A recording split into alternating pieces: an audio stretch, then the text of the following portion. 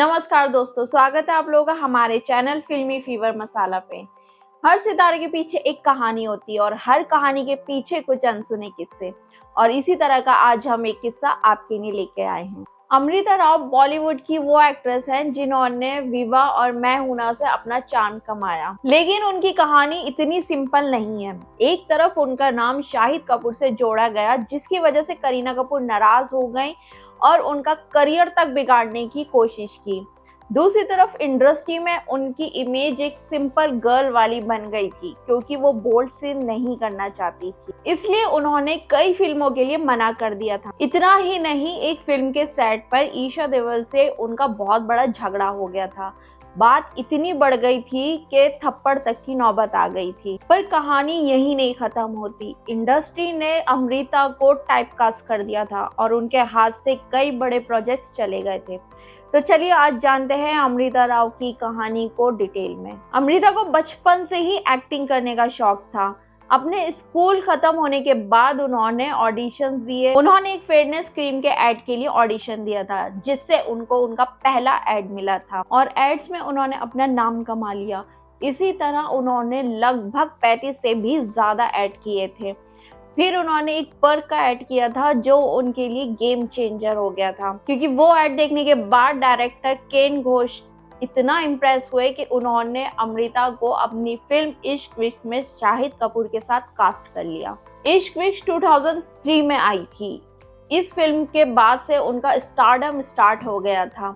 इसके बाद उनके पास फिल्मों की बहार आ गई, लेकिन उनकी कई फिल्में हिट हुई और कई फ्लॉप भी हुई। उसी दौरान अमृता एक फिल्म की शूटिंग कर रही थी जिसका नाम था प्यारे मोहन। उसमें उनकी को एक्ट्रेस थी ईशा देओल, जिनका बिहेवियर सेट पे बहुत रूडली हुआ करता था। एक दिन अमृता सेट पर किसी से ईशा देओल के बिहेवियर के बारे में बात कर रही थी और ईशा ने सुन लिया। ईशा से बर्दाश्त नहीं हुआ कि उन्होंने जाकर अमृता को थप्पड़ तक मार दिया। ईशा देओल ने एक इंटरव्यू में ये बात एडमिट की है कि हाँ, उस दिन अमृता ने अपनी हद पार कर दी थी, इसलिए मुझे अपनी डिग्निटी मेंटेन रखने के लिए उसे थप्पड़ मारा। और ईशा ने ये तक कहा कि अमृता ने उनके पास आके उनसे माफी तक मांगी है, और ये बात उन्होंने बहुत ही प्राउडली बोली है। उनकी माँ हेमा मालिनी ने भी अपनी बेटी का साथ दिया है। अमृता और शाहिद की केमिस्ट्री भी लोगों को पसंद आई। ये भी कहा गया कि जब वो ये फिल्म कर रही थी तो वो शाहिद कपूर को डेट कर रही थी, और इसी वजह से शाहिद कपूर और करीना कपूर का ब्रेकअप हो गया। रूमर्स ये थे कि शाहिद का अफेयर चल रहा है अमृता के साथ। उन्होंने तब एक साथ 4 फिल्में भी की थी। उनकी जोड़ी को ऑडियंस ने काफी पसंद किया था। शायद इसी वजह से करीना को लगा होगा कि उनके बीच में कुछ चल रहा है, और तभी उन्होंने अमृता से झगड़ा करना शुरू किया, जो क्लियरली दिखाई भी देता था। करीना अमृता के लिए चीजें मुश्किल बनाती जा रही थी, और ये बात खुद उनकी टीम ने 2005 से 2011 के बीच में बोली है। ये भी कहा गया था कि करीना ने अपने कनेक्शन का इस्तेमाल किया। उन्होंने प्रोड्यूसरों से बोला कि अमृता को अपनी फिल्मों में मत लो, और वो ये तक ध्यान रखती थी कि अमृता को किसी भी इवेंट में इनवाइट नहीं किया जाए।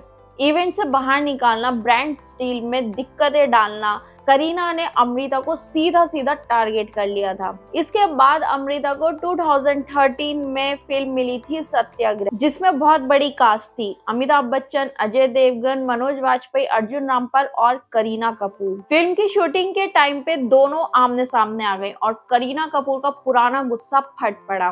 कि लंच बफे के टाइम उन्होंने अमृता को धक्का देकर बोला कि हटो मेरे रास्ते से, लेकिन करीना यहीं नहीं रुकी।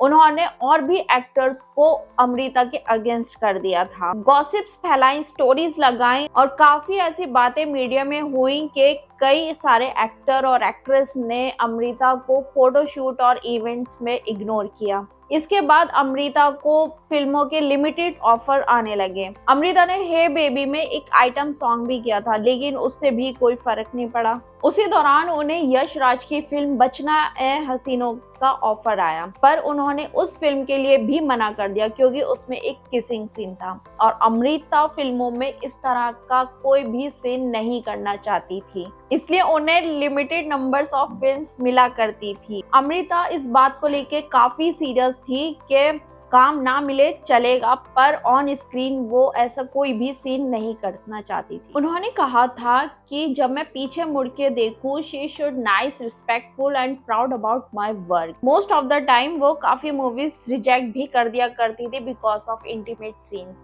एंड समटाइम्स उन्हें किसी एक्टर के कहने पे मूवी से डायरेक्टर निकाल भी दिया करते थे। अमृता को दोबारा यश राज की फिल्म नील एंड निखिल भी ऑफर हुई थी, लेकिन उन्होंने कुछ सीन्स की वजह से उस मूवी के लिए भी मना कर दिया था। इसी वजह से उनकी साल में 1 या 2 ही मूवीज आया करती थी। उस टाइम या तो कोई दूसरी एक्ट्रेस उनके साथ स्क्रीन शेयर करा करती थी या फिर उनकी कोई गेस्ट अपीयरेंस हुआ करती थी। वो जिस तरह के रोल चाहती थी उस तरह के रोल ना मिलने पे उन्होंने बॉलीवुड से 2 साल का ब्रेक भी ले लिया था। इसके बाद वो नजर आई 2013 की फिल्म जॉली LLB में, लेकिन उसमें भी उनका इतना बड़ा रोल नहीं था। 2016 में अमृता ने एक सीरियल भी किया था जिसका नाम था मेरी आवाज मेरी पहचान है। उसमें उनका कैरेक्टर लता मंगेशकर से इंस्पायर था, लेकिन कुछ टाइम बाद उनके कैरेक्टर को रिप्लेस कर दिया गया दीप्ति नॉवल से। 2016 में ही एक सरप्राइजिंग न्यूज आई कि अमृता ने उस टाइम के फेमस RJ अनमोल से शादी कर ली, और वो शादी उनके फैमिली मेंबर्स और क्लोज फ्रेंड्स की मौजूदगी में हुई थी। वो एकदम सिंपल और प्राइवेट शादी थी। उन दोनों ने अपने रिश्ते को काफी सालों तक मीडिया से छुपा के रखा था। तकरीबन 7 साल तक उन्होंने अपने रिलेशनशिप को सीक्रेट रखा था। आज की बात की जाए तो वो दोनों साथ में बहुत खुश है। 2020 में उनका एक बेटा हुआ था जिसका नाम है वीर। उनका एक YouTube चैनल है कपल ऑफ थिंग, जहां पर दोनों अपनी पर्सनल लाइफ स्ट्रगल और लव स्टोरी शेयर करते हैं। भले ही अमृता बॉलीवुड से दूर हो गई, लेकिन सोशल मीडिया और YouTube पे वो आज भी अपने हस्बैंड के साथ एक्टिव रहती हैं। तो आज के लिए बस इतना ही। ऐसे ही अनसुने किस्से जानने के लिए बने रहिए हमारे चैनल फिल्मी फीवर मसाला पे। हमारे चैनल को लाइक करें, शेयर करें और सब्सक्राइब करें। धन्यवाद।